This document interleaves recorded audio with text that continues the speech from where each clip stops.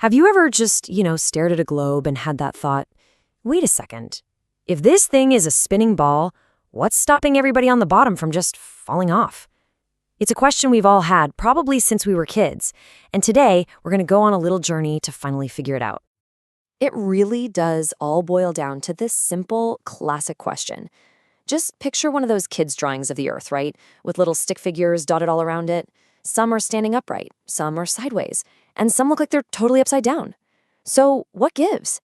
What invisible magic is holding every single one of them in place? All right, to get this story started, the first thing we have to do is figure out what the word down really means. It seems obvious, but believe me, on a giant round planet like ours, that one little word is the key to this whole mystery. I mean, in our day-to-day lives, the ground feels flat, right? So naturally, we think of down as just, well, that way, towards our feet, towards the bottom of a piece of paper. It's a really simple idea, but it's also, let's be honest, a little bit misleading. Because the moment you zoom out and see our world as the sphere it is, everything changes. Down is no longer some single direction out there in space. Nope. For every single person on this planet, no matter where you are, down is the direction that points straight to the very heart of the Earth. And the reason for that brings us to the hero of our story, gravity. See, Sir Isaac Newton had this incredible idea. He imagined it as an invisible force, a universal pull that every single bit of matter has on every other bit. The bigger something is, the more it pulls. And our Earth? Well, it's really, really big. So here's the crucial takeaway. Nobody is ever truly upside down. It doesn't matter if you're standing in Delhi, at the North Pole, or way down in Antarctica. Gravity is pulling you straight through the soles of your feet towards the exact same point, the planet's core. You basically have your very own personal down, and so does everybody else. Okay, but our story is about to get a major plot twist, because our world isn't just sitting there in space. It's spinning, and it's spinning incredibly fast. Get this, if you're standing at the equator, you are whipping through space at over 1,600 kilometers per hour. That is way faster than a jet airplane. Seriously, it feels like we should be thrown off, like mud flying off a spinning tire. And there it is. That's the big conflict, right? If we're all on this giant cosmic merry-go-round that's spinning that fast, what on earth is powerful enough to keep us, and the oceans and even the air, firmly stuck to the ground? Well, it all comes down to a battle between two different effects. On one side, you have the massive inward pull of gravity, constantly yanking us toward the center. And on the other, you have this much, much smaller outward fling from the spin, which is trying to push us away. So, in this corner, we have our hero, gravity.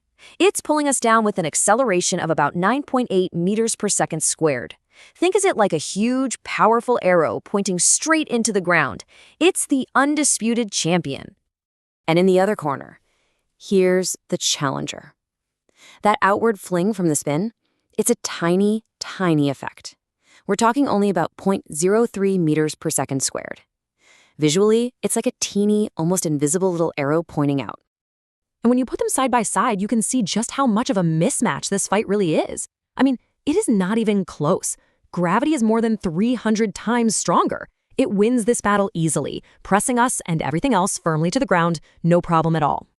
But just when you think you've got it figured out, there's a deeper, and let's be honest, a much stranger way to tell this story, all thanks to a mind-bending twist from Albert Einstein. Einstein told us to think about this a totally different way. He said, okay, let's imagine that space and time are actually woven together into a single, flexible fabric. Think of it like a huge, flat, stretched-out rubber sheet. He called it spacetime. Now, what happens when you put something really heavy, like our entire planet, onto that sheet?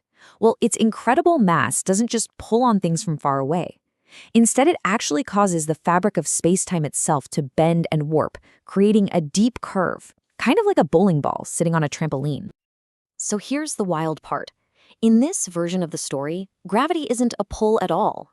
We are just moving along the straightest, most natural path we can through this curved landscape.